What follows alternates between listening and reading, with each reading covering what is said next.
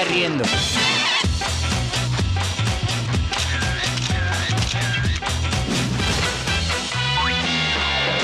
Palito Libre de todo el país y más allá de nuestras fronteras. Sean ustedes bienvenidos a Palitos y Bolitas, su antinoticiero de confianza. Mi nombre es Carlos Allende, disculparán. Aquí estamos como rendereando, ¿no? La toma. De aquí voy a tener que aventar. Es como de que no. Palitos. ¿Cómo están? Qué gusto tenerlos. Bienvenidos a Palitos y Bolitas, su antinoticiero de confianza. Mi nombre es Carlos Allende. Tendremos hoy segundo programa especial, esta vez sobre el tema de la energía. Sabemos que este nuevo gobierno trae su ideología, ¿no? De este asunto de la energía. Le importa mucho preservar el petróleo, la luz eléctrica, ¿no? Del lado del Estado. Ya tenemos una reforma constitucional que no sabemos si va a pasar, ¿no? El PRI anda ahí medio en la tablita. Pero a ver, este asunto es tan importante, tan trascendental para los años siguientes que vamos a dedicar todo este programa, toda la hora de este programa con nuestro analista Víctor Ramírez. Ya saben, ya lo conocen todos ustedes, está todos los lunes con nosotros. Hoy se va a dedicar a darles una explicación un poco más holgada de todo lo que necesitamos saber del tema de la energía, sobre todo el tema eléctrico que ahorita está en boga. Pero bueno, para todos partir de la misma base, del mismo lugar. Vamos a entrar a las bases. Vamos a empezar por el principio. ¿Saben ustedes cuáles son las fuentes de energía? Digo, no hablo de las espinacas de Popeye ni de comerse un chocolate, sino de las que sostienen al mundo. Según la Semarnat, la Secretaría de Medio Ambiente y Recursos Naturales, se consideran fuentes de energía a aquellas que producen energía. Ah, bueno, así pues sí. Bueno, con palitos y bolitas, las fuentes de energía son recursos o elementos que se pueden usar para producir una fuerza de forma directa o indirecta. Ahora veamos, ¿qué es la energía hidráulica? Una de estas energías es la fuerza que se obtiene por el agua, el movimiento del agua. Pero no así de fácil como aventarla de una cubeta para quitar la basura en la calle, así no. Se requiere de mucha fuerza y una central hidroeléctrica para generar cantidades importantes de energía. El agua de los ríos se almacena en presas y se libera de forma controlada para que mueva una turbina que eso, a su vez, genera electricidad. Esta es una forma de energía renovable, no contamina, bueno, no es renovable, pero no contamina, pero bueno, esa es una de las muchas que hay. Otra es la energía eólica, que se obtiene a través del aire con turbinas, ¿no? Estos aerogeneradores que se llaman, que algunos dicen mal reiletes, pero bueno, son estas supermolinotes que se ven. La fuerza del viento se transforma en electricidad por medio de un generador, que es este que les digo. Así que para obtener mayor energía necesitamos que el viento sea muy fuerte. Por eso, las zonas en las que el aire alcanza una fuerza igual o mayor a los 100 watts por metro cuadrado se consideran zonas con mayor potencial. Y en México tenemos varias zonas de estas. Una está en Oaxaca, en el istmo de Tehuantepec, hay en Quintana Roo, pues es de playa, no hay viento a todos lados, sobre todo en el noroeste del estado, Zacatecas en la zona centro-sur y el Valle de México aquí en el noroeste de la zona. Entonces, para que vean más o menos cómo está el asunto distribuido, zonas de potencial eólico que todavía faltan de ser explotadas. Bueno, con todo esto les será fácil deducir que la energía solar es la que se genera con el sol. Pero no lo hace así como Birdman, vaya, o como Superman, que también depende del sol. Lo que vimos que todo lleva un proceso. Para convertir la radiación solar en energía se requiere un sistema llamado fototérmico o fotovoltaico. No son fotografías, ¿vale? Son artefactos por los que entra la luz solar y sale convertida en electricidad. Los paneles solares es justo esto, es un tema fotovoltaico que transforma la radiación, aun cuando esté nublado, a energía. Bueno, y seguro ya se están preguntando, oye, ¿y qué pasa con los rayos? Bueno, los rayos estos que caen del cielo a la Tierra generan entre 10 y 120 millones de voltios. En promedio, un rayo genera la misma energía que 145 litros de gasolina y cada día caen 8 millones de rayos, lo que es lo mismo que 1.250 millones de litros de gasolina prendidos en un solo día en este planeta. Todo parece hermoso, pero tristemente no tenemos la tecnología suficiente para captar, aprovechar y sobre todo mantener estable tanta variación eléctrica. Cada año son un nuevo intento, ¿no? Para intentar domar las tormentas eléctricas, ¿no? Para capturar la energía de los rayos, pero así como aparecen, fracasan. Bueno, ahora, como saben, México tiene una matriz de generación diversificada. Y eso suena como una inmoralidad, pero no. Solo significa que nuestro país dispone de varias tecnologías para generar energía, no dependemos solamente de una.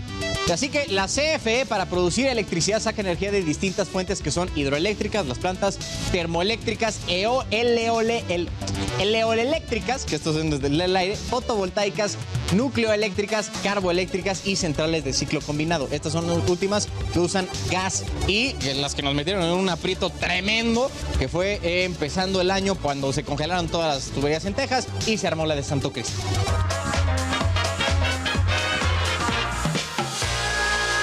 Al ratón vamos a tener a Víctor Ramírez, socio de la consultoría.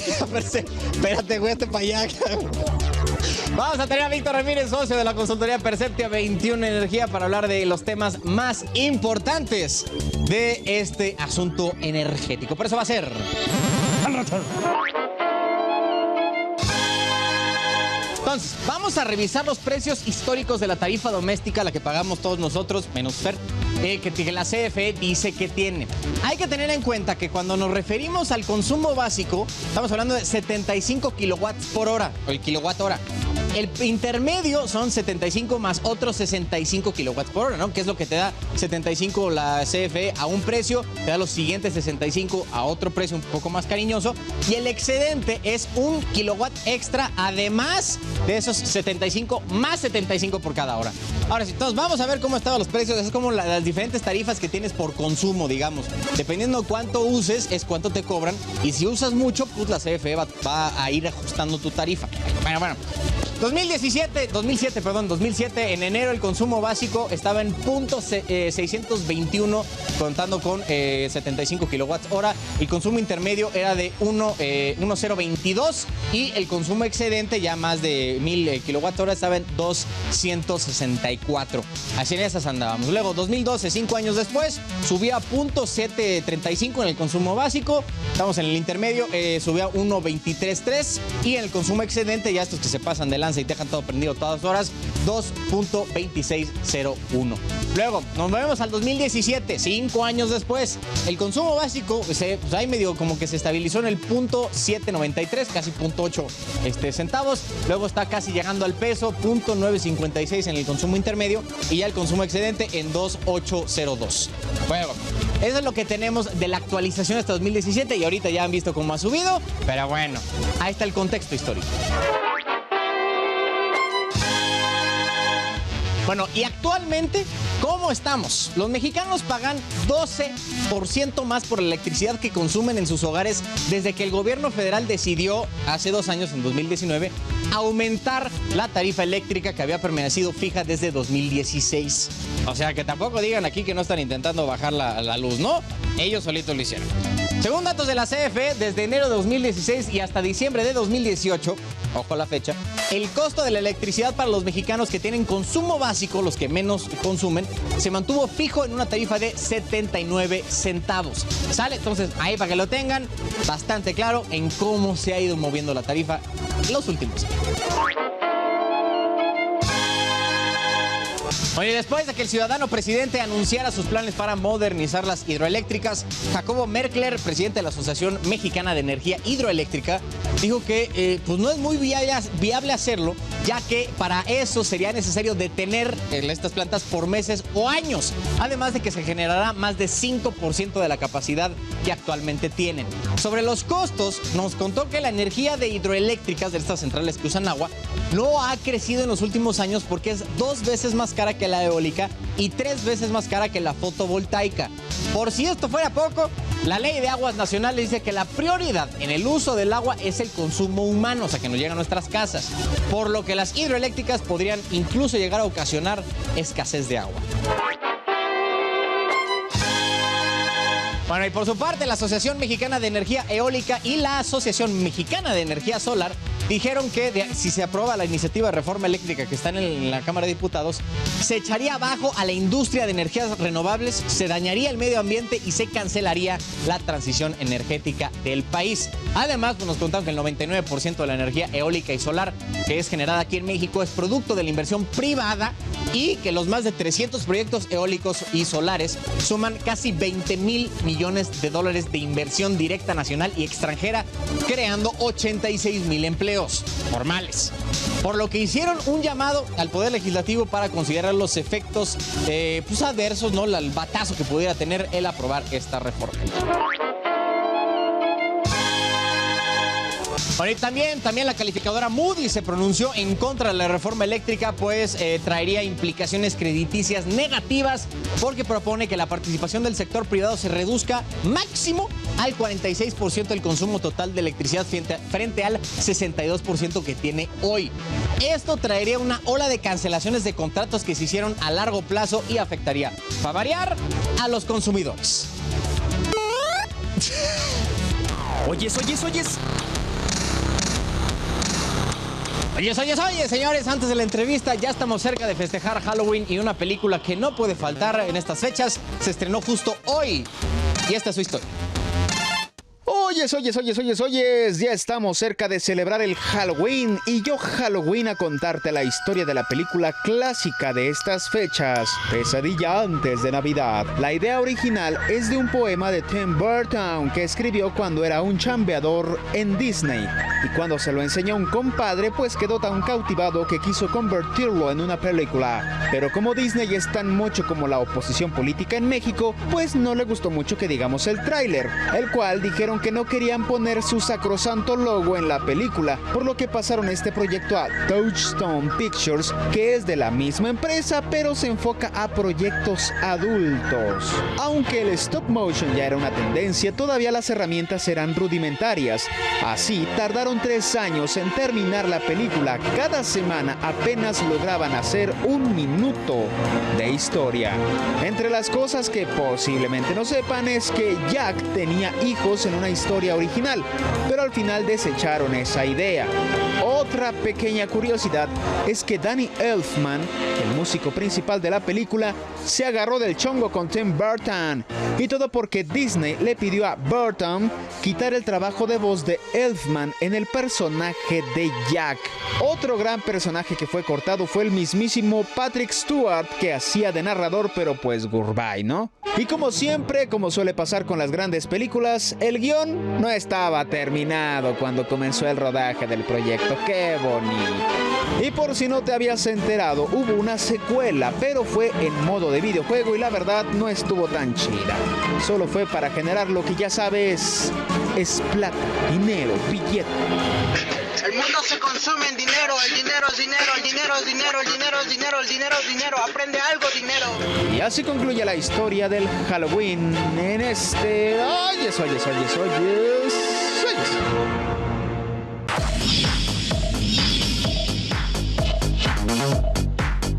Señores, estamos de vuelta, vamos a entrarle de lleno, lo conocerán ya, Víctor Ramírez, que está todos los lunes con nosotros. Hola. Ponla ahí. Oye, estamos muy lejos, ¿no? Ves que es por el tema pandémico, ¿no? Sí. No se nos va a hacer. Oye, a ver. Sana distancia. Sí. Oye, a ver, hijo, ya desempacamos mucho de la reforma eléctrica en su momento, sí nos echamos como casi 20 minutos hablando del tema, pero creo que vale la pena echarnos un poco más de contexto, porque no creo que mucha gente, o no sé, nos acordaremos cómo estaba estructurado el tema de la energía eléctrica en nuestro país antes de la reforma de 2013. Entonces, a ver, si quieres, píntanos ese escenario pre-2013, pre-reforma, y de ahí nos arrancamos. Yo te lo voy a contar mejor desde mucho antes. La industria eléctrica nace a principios del siglo pasado, nace privada. En 1960 la nacionalizan, en realidad compran todo. Y a partir de 1960 se vuelve un monopolio, se vuelven 2 monopolios, mejor dicho, Comisión Federal de Electricidad y Luz y Fuerza del Centro. Los que vivimos en el centro de la República sabemos esa historia. Luz y Fuerza de lo que, o sea, ¿por qué hubo como esa separación entre el resto del país y Luz y Fuerza del Centro? Yo creo que era un asunto más bien sindical y de organización de los sindicatos. Entonces tenía mucha fuerza el sindicato de Luz y Fuerza del Centro y se mantiene ahí en toda la zona de influencia del centro de lo que antes era la Light and Power Company. Entonces está así, y a partir de los años 90, como ya empezaba a llegar industria que necesitaba energía más barata, pero CFE no tenía capacidad de darle energía ni energía barata, pues lo que terminan haciendo es permitirle participar. Oye, yo pongo mi planta, consumo, genero y consumo en uno o varios puntos, y se dan unos permisos que se llaman de autoabastecimiento. Es, yo instalo la planta, transporto por tus líneas. Esa armadora de coches, por ejemplo. Tengo mucha lana, ¿no? Así, Exacto. mira, me da igual. Y que necesito energía barata, básicamente. Energía y barata. Entonces yo instalo una planta donde pueda, donde las condiciones se me den, pago por el uso de las redes y consumo en otro punto de la red aguas. No quiere decir que me transmito yo solo la energía. Le pago a CFE que me lo transmita y en realidad intercambio energía, porque la energía, los electrones que metiste en la planta de generación... Puedes escoger y para que te lleguen a ti. Exacto, no, técnicamente es imposible eso. Ok. Después, en la reforma de 2000, también a partir de los 90s, como CFE no tenía dinero para construir sus propias plantas, crean un mecanismo que se llama productor independiente de energía. Que la CFE necesitaba construir un ciclo combinado o una eólica, iba, licitaba y quien ofrecía el costo más bajo ganaba el concurso. Y así tenemos una buena cantidad de plantas de ciclo combinado y de eólicas, no más que eso. Pero como cuánto es una buena cantidad. Yo te puedo decir que hay más ciclos combinados de productores independientes de energía, de privados, que de CFE, casi el doble. Pero además no solo... Gas, ¿no? Usan gas. Pero hay otra cosa que son el doble de plantas que CFE probablemente, pero cuestan la mitad pagarles a ellos la energía que lo que le cuesta a CFE generar. Este punto es importante porque dice... Pero son la misma, o sea, es la misma tecnología. La misma tecnología, el mismo insumo, exactamente lo mismo, nada más que una es operada por CFE y la otra por privados y nos cuesta la mitad si se la compramos a privado. ¿Esa es la única diferencia sustancial? La única diferencia. Okay. De ahí todas funcionan con gastos, la tecnología es básicamente la misma, habrá diferencias. Aunque es Texas o algunas cosas aquí. De hecho, hay productores independientes de energía que están muy cerca de plantas de CFE y ves al privado que tiene la gente necesaria para operar y tienes a CFE al lado que tiene un montón de gente operando. Sí. Entonces, bueno, es una de las causas, es muy eficiente, hay muchas cosas detrás y eso es lo que se generó. A partir de 2013, dicen, ¿sabes qué? Vamos a abrir a la competencia. ¿Qué abres a la competencia? No todo, porque no en todos lados puedes competir. Hay dos cosas que son, insisto, monopolios naturales. No vas a poner dos cables a competir para llevarle la energía a la misma casa. Sí, no. Entonces, transmisión y distribución lo dejas en un monopolio y la generación y la venta de energía o la comercialización los pones en competencia. ¿Qué es lo que hace esta reforma? Dice, adiós toda esta competencia, yo me quedo con todo, yo regulo, entonces yo pongo las reglas, yo aplico las reglas y yo decido a quién comprarle hasta el 46% de la energía eléctrica. Y yo lo decido en mis condiciones, en las condiciones que yo quiero, adiós transparencia. Ya no soy una empresa, formalmente, ya no soy una empresa productiva del Estado que tiene que ser rentable, que tiene que generar valor. Me vuelvo un organismo de Estado, si necesito más recursos, me pasa a ser un subsidio, no hay problema, al fin soy un organismo de Estado. Soy más poderoso que el secretario de Energía, eso busca la reforma también. No está sometido a la Secretaría de Energía, como se propone la reforma. Entonces me vuelvo el todopoderoso, yo puedo decidir quién genera, a quién le compro, si es que le compro, cómo transmito, cómo hago todo esto. Y es más, la redacción dice que se va a encargar hasta de la transformación, o sea, hasta de los focos en tu casa puede ser responsable CFE. Órale. Bueno, a ver, me perdiste ahí a la mitad porque estaba hablando de 2013. O sea, ¿y qué cambió? O sea, pronto, 2012 estábamos como describiste, ¿no? Que con los dos monopolios, con algunos participantes privados. Y después de ya que se aprobó la 2013, ¿qué fue lo que se cambió? Se cambió que tuviste dos monopolios, la generación, transmisión y distribución y la generación hasta arriba, bueno, hasta quien genera la energía eléctrica en competencia y la venta de energía en competencia. Okay. En generación estaba entrando muchísima competencia muy buena. Para asegurarnos costos más bajos a ti y a mí, la comercializadora de CFE que nos vende a nosotros, suministro básico, tenía que pedir energía y entonces el Centro Nacional de Control de Energía armaba unas subastas. ¿Y quién ganaba las subastas? Quien le ofreciera al Centro Nacional de Control de Energía la energía más barata. Gracias a eso logramos 2 veces el récord de costo de energía eléctrica más bajo del mundo. Estamos generando mucha energía con solar, eólica y un poco de geotermia y ahí va caminando muy bien todo esto.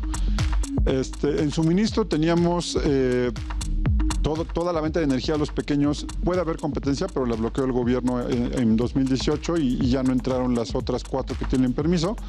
Pero a los grandes consumidores sí que entró la competencia y todos los grandes consumidores que pudieron se fueron a suministro calificado, que se le llama, los grandes consumidores, y empezaron a comprar energía a otras distintas. ¿Por qué? Porque les convenía, porque ahorraban.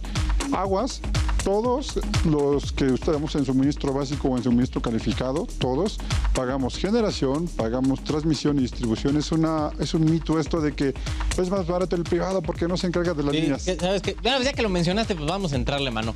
El argumento, no me acuerdo quién fue, Miguel Reyes, un compa así, creo que se llama el de CFE. Probablemente CFE Energía. ¿Quién sabe? Bueno, la cosa es que este carnal hizo toda la exposición, gráficas y cuanta cosa, con el único argumento que decir es que sí, güey, pues es que los privados son más baratos porque no pagan, ¿qué? Porteo, creo que es el tema, ¿no? El porteo, y no están tomando en cuenta otros costos, ¿no? Creo que sean costos fijos o de inversión, una cosa así fue el argumento de este carnal. ¿Qué pex con ese argumento? Los costos fijos. La realidad es que sí se paga un costo fijo y un costo variable. Pero esto aplica solamente a los productores independientes de energía, no aplica a todos. Entonces, son las plantas que te digo que se acordaron y se construyeron antes de 2013. Estas plantas, pues para construirlas tienes que usar una lana y para operarlas tienes otra lana que estás desembolsando. Dependiendo de cuánto lo operes, es la lana que vas a pagar. Pero es igual que cuando rentas un carro. Tú rentas un carro y te vas a la playa, o en la playa rentas un carro y lo usas 2 horas en el día, no lo usas las 24 horas, pero pagas las 24 horas, no pagas 2 horas. O sea, pagas por poderlo usar a la hora que tú quieras. Exacto, y además tienes que pagar gasolina aparte y todo esto. Exactamente así funcionan las plantas. CFE dijo, a ver, yo licito porque no puedo construir esto y me tienes que tener la planta ahí disponible. Es que no pueda, pero no tienen la lana, ¿no? No tenía la lana y por eso no las construye. Entonces yo pago porque tenga la planta ahí disponible para mí y en el momento en el que yo te diga, vas a echarla a andar, le vas a meter gas y vas a poner a generar, que son ciclos combinados. Entonces tienes que pagar la capacidad, o sea, la disponibilidad ahí completa de la planta, obviamente, y pagas solamente el combustible que usas y la operación que usas. Pero aguas. Eso es mucho lo que están reclamando, ¿no? O sea, que les pagan por que tienes dos energía pagos que no están entregando. Es que no es energía que no estés entregando. En realidad, tú pagas el combustible que se usa, que la empresa generadora por allá lo paga y después te lo cobra a ti. Eso solamente lo que le llamamos un pass-through. Y la capacidad que está ahí, y que si CFE decide usarla o no usarla, tiene que pagarla igual, porque es como el carro, insisto, que rentas 24 horas, la uses 1 o las 24 horas. O sea, porque tiene que estar seguro de que eso va a funcionar si es que se necesita. Exacto. Pero aguas, aunque tuviste estos dos pagos, suma los pagos, haces la división para ver cuánto te costó cada megawatt hora, y te cuesta la mitad que lo que le cuesta CFE generar. Entonces sí son dos pagos y a lo mejor CFE le haces uno solo, pero te cuesta el doble pagarle a CFE con todo y que sea uno solo, que a un privado con todo y que sean dos facturas distintas, que van juntas, ¿no? Claro. Oye, ¿lo del porteo eso qué? Lo del porteo eso es muy interesante. A ver, tú vas a pagar si alguien abre su recibo y dice pago por generación o energía, dice transmisión, distribución, se nace, bla, bla, bla. ¿Cuánto consumiste, no? Y todo. Exacto. El pago por transmisión no está desglosado ahí, pero el pago por transmisión tiene 3 cosas. Te cobran operación y mantenimiento, como cualquier cosa. Claro. Y la otra es que te cobran por inversión en infraestructura, o sea, porque tiene que desarrollar más el sistema y ese cobro por infraestructura. Hay empresas que para poder generar energía y entregarla a la red, o más bien que construían, y que la red decía, ¿sabes qué? Necesito un refuerzo de red. El más importante fue del centro de la República a Oaxaca, de Oaxaca al centro de la República. Necesito este refuerzo de red, págalo tú. Las empresas pagaron por construir eso, entonces ahora en tu tarifa de transmisión no les puedes volver a pagar infraestructura de transmisión porque ya se la cobraste. Entonces ellos tienen un acuerdo tarifario más bajo que solamente les cobra operación y mantenimiento y no les cobra el desarrollo de infraestructura, porque sería hacerlos pagar doble, ¿no? Y no es algo normal que se cobre doble. Eso es lo que está sucediendo. Ellos dicen, no pagan, sí pago, pero pagan una tarifa, estas empresas, que solamente incluye el costo marginal de operación y mantenimiento. ¿Qué es lo que están tratando de hacer pasar como subsidios? Lo tratan de hacer pasar como subsidio, pero en realidad no fue así. ¿Y de qué tamaño fue la inversión? Bueno, falta de cobro, ¿no? Digamos. Exacto. ¿De qué tamaño fue la inversión? Cada una de las centrales eólicas que hay en Oaxaca, que son alrededor de 4,000 megawatts, tuvo que pagar $120,000 por cada megawatt que instalaba. Además de toda la inversión que hace, además de todos los programas sociales que hacen las empresas en el Istmo de Tehuantepec, que me consta, lo he visto, además de toda la inversión en obra pública y todo eso que hacen, tuvieron que pagar por lo menos de inicio $120,000 para poder entrar y decir, aquí está mi capacidad de generación, y la entrega a la red. Y es una red que al final del día no fue para ellos, sino fue una red que usa todo el país, ¿no? Ya. Oye, a ver, entonces, hace ratito dijiste que rompimos el récord de las subastas de la energía más barata, ¿no? Exacto. ¿Por qué no bajó nuestro recibo? Porque el recibo o lo que nos cobran a nosotros no está directamente ligado a los precios, sino que hay una fórmula de cálculo que tiene la Comisión Reguladora de Energía, y que a partir de ahí es cuando se calcula cómo te van a cobrar. Y te pueden cambiar la factura para que cobres menos, para cobrarte menos o para cobrarte más. Y de hecho, el costo de la energía eléctrica sí debió haber bajado, pero en diciembre de 2019 modificaron esta formulita para que, en lugar de que bajaran como debió haber bajado, porque los insumos bajaron de precio, nos mantuviéramos pagando lo mismo o un poquito más de acuerdo a la inflación. Que hay que decirlo, no es tan malo, porque los que consumimos en nuestras casas estamos recibiendo subsidio. Al cambiar esta fórmula, ahí un subsidio ahí sí es real, y son 70,000 millones de pesos anuales. Ya se los acabaron, ¿no? Ya se los acabaron. Pero... Imagínate, les faltan 3 meses para terminar el año. Exacto. Ya no tienen. Al cambiar la fórmula, lo que hicieron es reducir la necesidad de subsidio porque ya tenían energía más barata, ¿no? Ok. Oye, a ver, ¿qué porcentaje del total de energía no disponible o que se use, ¿no?, en este país, o que se consume? ¿Qué porcentaje lo hacen privados y qué porcentaje la CFE? En este momento, y lo dice la propia iniciativa del gobierno federal, son 38% CFE y el resto son privados. Ahorita se están aventando este tiro porque, me imagino, no están pudiendo despachar toda la energía que ellos generan, ¿no? Más por ahí. ¿Qué pasa, no? O sea, perdón, antes de entrarle a ese asunto, ¿qué pasa si una central eléctrica, la que tú quieras, hidroeléctrica, ciclo combinado, empieza a generar y no puede mandar lo que genera? ¿Cómo funciona eso? A ver, esta pregunta es súper importante porque dicen que van a recuperar el control del sistema eléctrico, cuando el control siempre lo ha tenido el gobierno o el Estado mexicano mediante el Centro Nacional de Control de Energía. ¿Cómo funciona esto? Y esto está muy padre. El SENACE, gracias a unas fórmulas y a una revisión de lo histórico, sabe más o menos cuánto se va a consumir en el país y en cada región de energía eléctrica. Entonces, sabe cuánto va a necesitar de energía eléctrica y recibe ofertas de todos los generadores, y dice un generador, ¿sabes qué? ¿Eso es diario o cada cuánto? Todos los días, en tiempo real, casi. Todos los días te dice cada generador, oye, yo te ofrezco, te puedo entregar a tantos megawatts a tal hora y te cuesta tanto. Entonces el SENACE lo que hace es tomar todas las ofertas más baratas y con eso sumarlas, acumularlas hasta que logra la cantidad de energía que va a requerir el sistema. Y así funciona absolutamente diario. ¿Qué pasa si hay puede haber fallos? Y siempre hay algunas plantas que están en reserva para que si hay alguna que tuvo un fallo y no pudo entrar en operación, entra la que está en reserva. Pero generalmente cuando va a haber, por ejemplo, cuando no hay sol, obviamente a la hora que no hay sol, los solares no ofrecen, a la hora que no hay viento, los eólicos no ofrecen, a la hora que tiene mantenimiento una planta térmica de las de CFE, que son muchas, esas plantas obviamente no ofrecen, y le tienen de hecho que avisar al Centro Nacional de Control de Energía qué días y a qué horas va a estar el mantenimiento para que no se cuente con esa oferta, ¿no? Entonces, así se logra. ¿Y qué es lo que nos conviene? Pues que haya mucho más plantas instaladas de más bajo costo para que las de más alto costo se dejen de recibir. ¿Qué es lo que sucede? Que CFE tiene plantas de muy alto costo, y como estaban entrando muchas baratas privadas, las de CFE se dejaban de recibir. El mandado, ¿no? Básicamente. Exacto, básicamente. Bueno, pues es lo que están tratando de revertir, ¿no? Porque si fuerzas al que el 54% a fuerzas te lo tengan que comprar a ti, cueste lo que cueste, pues ya estás aquí como tratando de retomar, ¿no?, tu lugar de la manera más, yo creo que brusca posible. Gandalla, diría yo. Bueno, también. Pero a ver, ¿cuál es el asunto de los costos? Los privados que ganaron en las subastas te decía que rompieron récord. Sí. Un megawatt hora A ver, sí, ¿de cuánto estamos hablando? Un megawatt hora de un privado que le entrega ahorita CFE, el megawatt hora solamente de energía te cuesta alrededor de 385 pesos, 378 en agosto del año pasado, que es el último dato disponible. El costo de CFE ronda promedio 1,650 y algo pesos. Madre del... Pero CFE tiene plantas que te pueden costar hasta 2,900 pesos el megawatt-hora.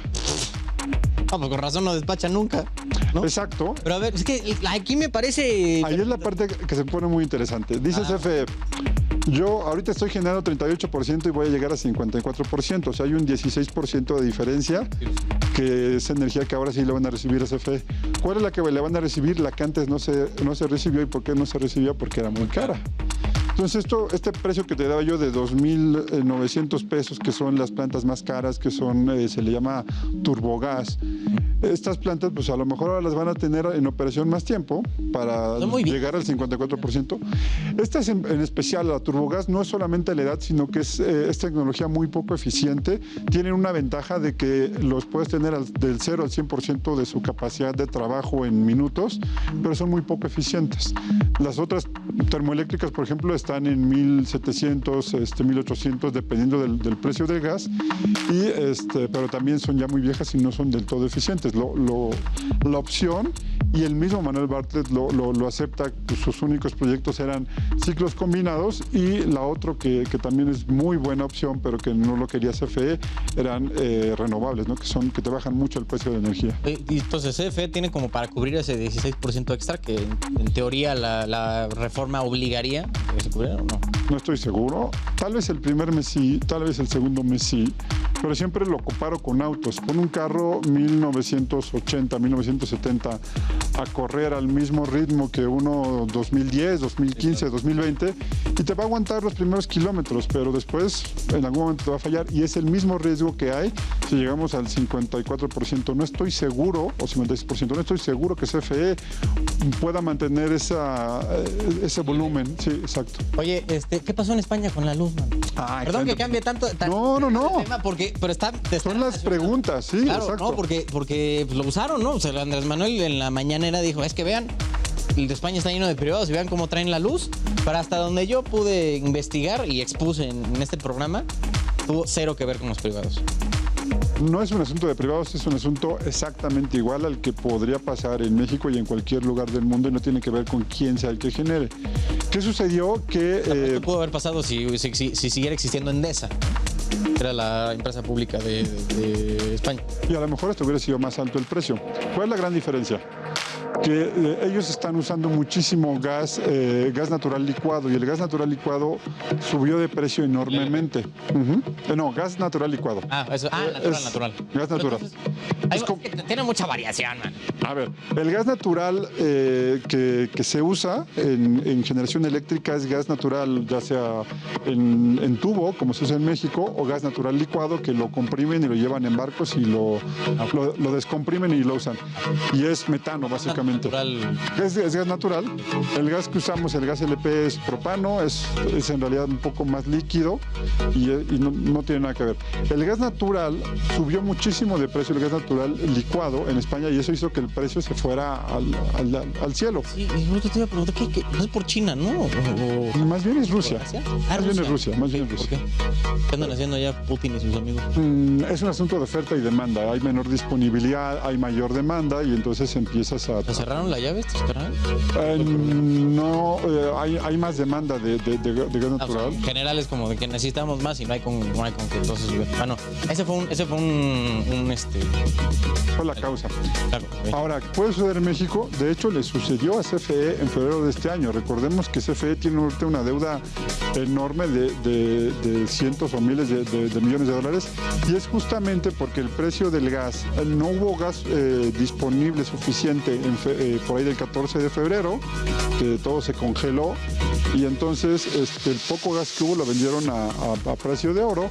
CFE no tenía todos los contratos para garantizar precio de gas barato por la austeridad republicana le hizo no tener los contratos, entonces tuviste que comprar el gas en el mercado de día a día y te salió carísimo y te superendeudaste.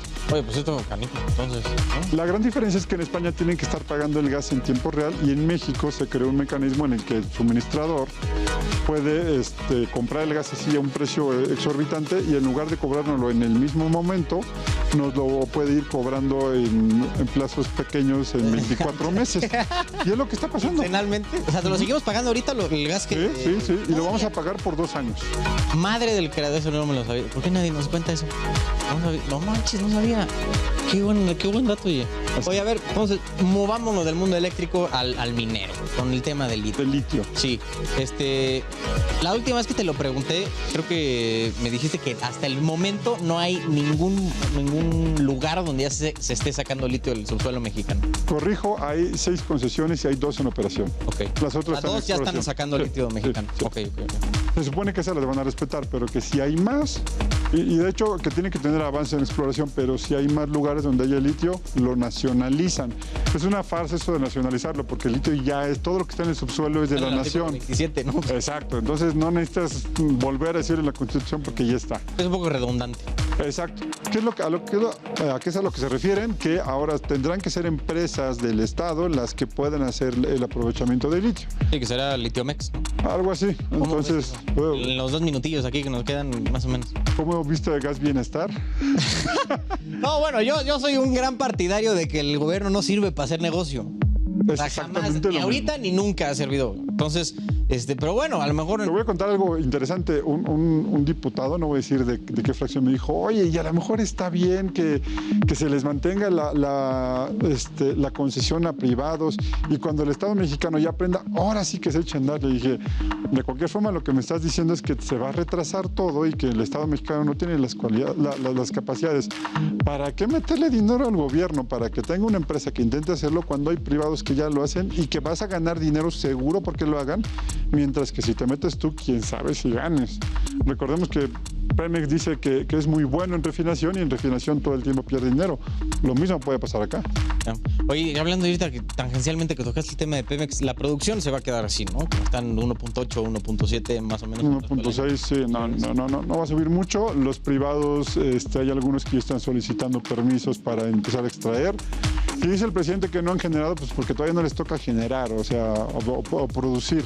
Pues, creo que no tenemos muy claro todavía los tiempos, ¿no? De que toma como explorar un campo, trabajarlo y luego ya... se puede tardar una década, así de fácil. O sea, puede tardar 10 años en lo que lo descubres. Y aquí hay... Un pozo de aguas profundas, de que tienes el permiso y de que vas y empiezas a explorar y que sale una gota de crudo, puede estar sin problemas 10 años. Entonces los privados todos han cumplido con sus programas. Cuando ellos ganaban una ronda, lo que le decían era CNH, a ver, el primer año voy a hacer esto, el segundo esto, y le daban todo un programa mínimo de trabajo a CNH. Todos los privados han cumplido. Hay una empresa que no. Pemex. ¿Neta? Es el único que no. Es la única que no cumple. Víctor Ramírez, un placer tenerte aquí, mi hermano. Qué bueno que estamos aquí. Un gusto. Yo sé que sí. Siempre es bueno tenerte aquí para hablar de estas cosas, mano. Porque luego ya ves que esto de los 10 años para sacar una gota de petróleo, pues no se dice en ningún otro lado. Entonces, qué bueno. Muchas gracias. Pueden seguir al señor Víctor, @VicFC7 en Twitter. Y nosotros vamos a un corte. Ya volvemos. ¿De qué te estás riendo?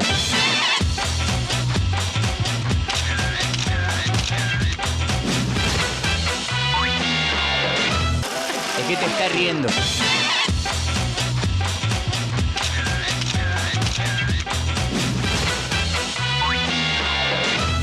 Bueno, ya que estábamos hablando de todo este asunto de la energía eléctrica, ¿no? La iluminación, los focos que me permiten verme en este momento y llegar hasta tu casa.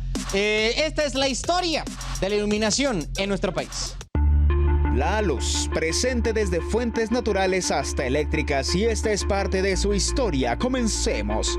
Arrancamos en la Gran Tenochtitlán. Es curioso, aquí en el hogar de los mexicas, no importa si es de día o de noche, siempre hay una extensa vigilancia. 1000 policías vigilan de día la limpieza de la ciudad y por la noche, hombres con fuego en mano rondan las calles manteniendo la calma. La noche en la Gran Tenochtitlán es tan luminosa como obligatoria, pues además de estos braseros, las calles estaban alumbradas con antorchas fijas y las casas tenían en sus paredes antorchas de ocote, de resina o de copal. Pero de repente todo se apaga, la conquista llega, la sangre se derrama y como una maldición por esta invasión, la noche se vuelve indomable. Casi 300 años tuvieron que pasar para que la sociedad pudiera volver a caminar de noche con alumbrado público. El 23 de septiembre de 1763 se ordena que todos los vecinos del centro de la Ciudad de México pongan un farol en las ventanas de su casa desde las 8 hasta la medianoche. Sonaba bien, pero nadie lo hizo porque pues nadie tenía varo. Fue hasta 1783 cuando en la legendaria calle de Don Juan Manuel llega el alumbrado público, aunque pagado por los vecinos. Y en tan solo unos meses, el 7 de abril de 1790, se crea un reglamento para regular el alumbrado de las calles de la capital, así como una oficina de seguridad, quienes estarían encargados de cuidar las farolas, arrestar a quienes las destruyan, dar rondas nocturnas por las calles, anunciar la hora y el tiempo y avisar si existe peligro o si todo está sereno. Para 1790 solo había 122 faroles, todos ellos de lata con aceite de nabo o ajonjolí, pero en la Ciudad de México existían 355 calles, 146 callejones, 12 barrios y 90 plazas. Fue gracias a un impuesto en la harina que se pudieron instalar cada vez más y más alumbrados. Para 1799 ya existían 1,166 farolas, y cuando todo iba viento en popa, llegó la lucha por la independencia y la luz tuvo que esperar otro momento. Tal vez no te suene el nombre de Don Samuel B. Knight, porque no hay fotos de su carita, pero este señor trajo en 1848 el gas hidrógeno, una fuente más potente y segura para dar luz. Así, nació la moda por el gas hidrógeno y todo se iluminaba pues así. Varios años después, literal casi 35 años después, en 1881, Don Samuel B. Knight regresó a México para informarle al pueblo de que el gas que había traído hace 35 años ya era cosa del pasado, que había descubierto la electricidad. De 1881 a 1890, si caminaras por esas calles, era posible ver 5 sistemas de alumbrado. Primero, las farolas de aceite, trementina, solarina, hasta la moderna gas hidrógeno y la futurista e imposible de ver electricidad. La Compañía de Gas de México se convierte el 1 de julio de 1883 en la Compañía de Gas y Alumbrado Eléctrico, y tras 30 años de reinado, la luz de gas hidrógeno llegó a su fin el 13 de febrero de 1898.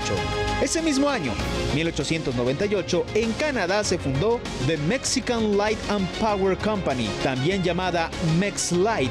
La empresa fue contratada para comercializar la electricidad en todo el Valle de México y lo hizo por orden de Porfirio Díaz. Esa empresa más tarde se llamaría Compañía Mexicana de Luz y Fuerza, lo que hoy conocemos como la Comisión Federal de Electricidad. Y créeme que ya conoces el resto de la historia. ¿Qué tal eso? No, es que luego el Abramcito luego se rifa con su... Pero bueno, señores, vamos a un corte, regresamos con la parte final de este programa. ¿De qué te estás riendo?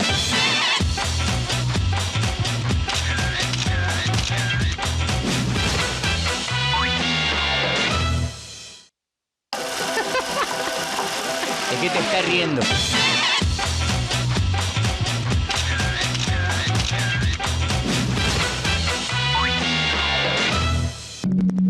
El Heraldo Media Group te invita a cuidarte. 3 minutos al mes suman años de vida. Palpa tu pecho en movimientos circulares usando 3 dedos para detectar bolitas. Hazlo bien, mano al pecho. Hazlo bien, mano al pecho.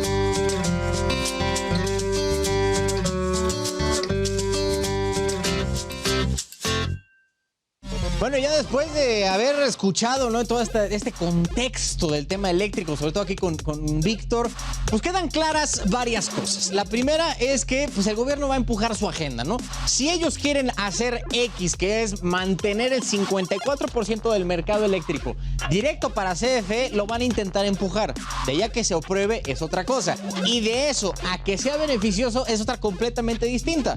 Porque tal cual, o sea, si nos vamos a los números, datos que los sacas de la misma Comisión Reguladora de Energía, los privados son los más baratos. Por eso es que la CFE no despacha. No tiene nada que ver con el tema de si es contaminante o no, si es que estamos en contra de la CFE o no. Todo se reduce a un tema de precio. Eso es a lo que pues, se le apuesta, ¿no? Para que tú y yo paguemos menos de luz. Pero aquí vas a decir, ay, ¿por qué no ha bajado? Pues también lo estábamos hablando ahorita con Víctor, porque en 2019 hicieron un cambio a la fórmula que se maneja desde la Comisión Comisión Reguladora de Energía para que el precio se mantuviera igual. O sea, en teoría hemos estado, para variar, ¿no?, subsidiando ahí ineficiencias que se generan a lo largo y ancho del sistema eléctrico nacional. Y por último, está sabiendo que pues, los campos petroleros y algunos proyectos igual energéticos tardan tiempo en ser desarrollados, y por eso es que a lo mejor a los 2, incluso 2 meses, 3 e incluso al año no puede no estar generando, y por eso es que a veces el argumento presidencial decir es que sí que están trabajando, pues no tiene sentido porque no está agarrando el contexto de la industria misma. Entonces, pues ahí lo tienen, señores. Este fue el programa dedicado a temas energéticos de Palitos y Bolitas. Mi nombre es Carlos Allende, quédense con el señor Cacho, ya está listo para traerle todo lo que pasa en la República H.